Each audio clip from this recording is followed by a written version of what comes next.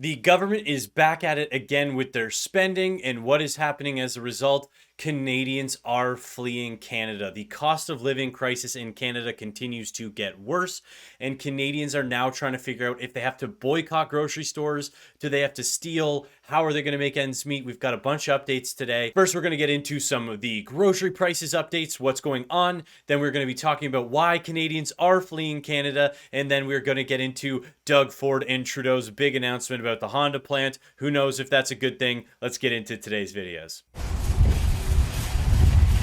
Some Canadians contesting with the high prices of groceries are at their wits' end. And despite Ottawa's push to get the country's big five retailers to sign on to a grocer's code of conduct, Loblaw and Walmart are holding out. I do believe that at some point someone will blink, but it's probably not going to be Loblaw or Walmart because they have too much to lose. Earlier this year, MPs threatened Canada's grocery giants to sign on voluntarily or risk the code becoming legislated. The code of conduct would set rules for negotiations between retailers and suppliers, something experts say is leading to higher prices.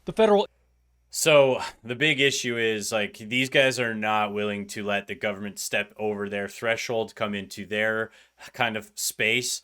And because guess who does most of the lobbying? They want to be in control of what happens. You know, we have all these oligopolies in Canada, the grocery industry being one of them. We don't really have very much grocery competition. I'd like to see a lot more, but guess who spends a lot of money blocking other private companies from coming in? Existing grocery companies. So, you know, they're not incentivized to work with the government on this at all.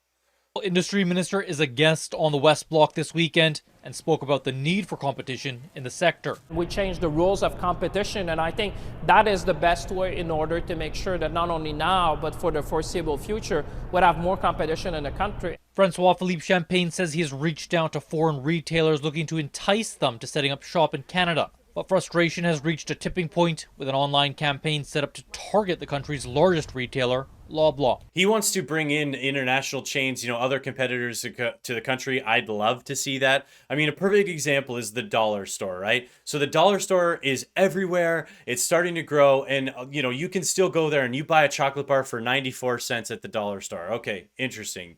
Then you go to the same grocery store right across the road, you buy that same Twix chocolate bar, whatever you're going to buy, and it's $1.86. So how is it almost an entire dollar more for the exact same chocolate bar in the same area, two buildings across the street, which are both retail stores? So you can't tell me that Loblaws has less buying power than the dollar store, right? And you see it in Metro, and Loblaws just gets a lot of flack because they're the biggest name, but Sobeys and Metro and all them, they're all just the same. Posters have surfaced calling for people to steal from a Loblaw store in response to food inflation on May 12th. In a statement to Global News, a spokesperson for the grocer says this is dangerous and irresponsible. While this has largely been a small online conversation, we're well prepared to manage any potential disruption to our customers' shopping experience. If you shop around for lower prices, that behavior in and of itself actually will cause prices to drop. In contrast to something like shoplifting, which, as you correctly pointed out, actually has the opposite effect. Another online campaign. Yeah, so don't steal. Saying that now, I'm not encouraging any of the shoplifting or the stealing. That being said, one of the big things is shopping around. If you can find local community markets, farmers market, if you're in an area that allows that, it's accessible, you can get these things, try and do your best to support as local as you possibly can. One, if anything ever happens to the supply and the food chains, then you know, you're gonna have local sourced ability to eat. The other thing is, obviously, you're taking that money away from these grocery stores, which are clearly increasing their profits. And I understand inflation is real, prices have gone up, but there's also some level of corporate profiteering happening now, clearly. Campaign is calling for shoppers to boycott Loblaw stores during May. Boycotting Loblaw is like mopping the floor while the tap is on. Boycott all big box stores. Go to independents only. In the company's 2023 financial report, Loblaw made profits of $2.1 billion, up from $1.9 billion in 2022. I agree. Support local. Let's get into the next video where we talk about how Canadians are fleeing Canada. I know I've thought about it myself. I talk to people all the time who are thinking about it. Let's get into it and see what's happening with those Canadians who are going abroad. So the high cost of living is just one reason more Canadians are choosing to live abroad. There's a spike in the number of people making a move. CTV's Kamal Karamali tells us which countries have the biggest Canadian expat populations and what challenges they face when they move. Speaking of moving, I am a real estate agent in Ontario. If you do want to work with me or my team across Canada, reach out to me in the link below. We can hand select somebody for your area, find you a local expert to work with. Click the link below. Let's continue the video. More and more Canadians are waving goodbye to their homeland. For the size of our population, there's a huge amount of Canadians kind of no matter where I go. And moving abroad, uprooting for reasons including housing and healthcare. I've been priced out of my own country. And on top of that, the waits for services, for example, especially medical services, is really, really pathetic. The latest data... Huge increase in medical tourism, people leaving Canada to do that. Makes sense. I mean, you're waiting forever now to get in with specialists and that stuff, so... Estimates around 4 million Canadians live abroad, roughly 11% of the country's population. That number, a huge increase. That number's from 2016. According to this, I guarantee it's way higher. A 36% jump from the number of Canadians who lived elsewhere in 1990. More than 1 million Canadians, that's over 1/3, live in the U.S., with 300,000 in Hong Kong and more than 70,000 in the United Kingdom.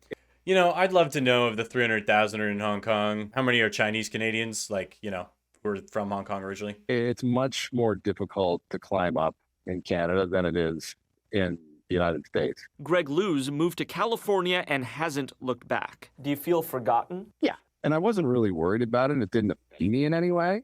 But again, there's no two-way connection. The report from McGill Institute for the Study of Canada says Canadians abroad have received little attention, from consular services to healthcare, taxation, and community building. The diaspora has been largely left to its own devices. Canadian hosts overseas need to upgrade their services. They need to put more staff in there. But others argue the onus is on the individual. You would almost expect that expatriates should have some responsibility. They should be able to check the Ontario website for healthcare coverage, for example. Some experts...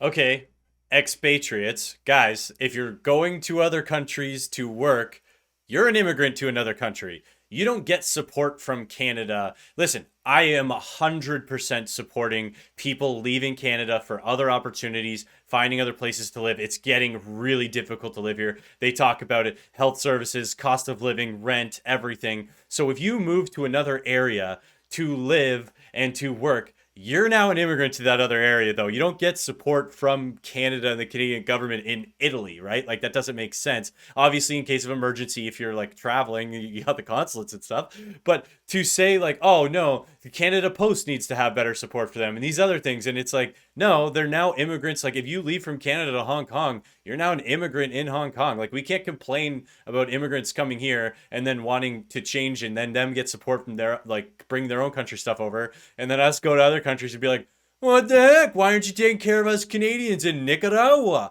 You're in Nicaragua, guys. You're not in Canada. So I totally disagree with that point. Like, no, like, you don't get support to leave Canada. That's on you. And I 100% support that. If you leave Canada and you want that opportunity in that life, especially America friggin' rules when it comes to opportunity. Like this guy was talking about, even in California, he was building a life for himself. So, like, those options are out there. Don't expect support from us if you're going to leave, though, okay? That's something else. Let's get into the next video where Doug Ford and Trudeau talk about how much money they're going to spend, and we get to learn that they're bringing over a foreign company instead of investing the money into Canadian companies.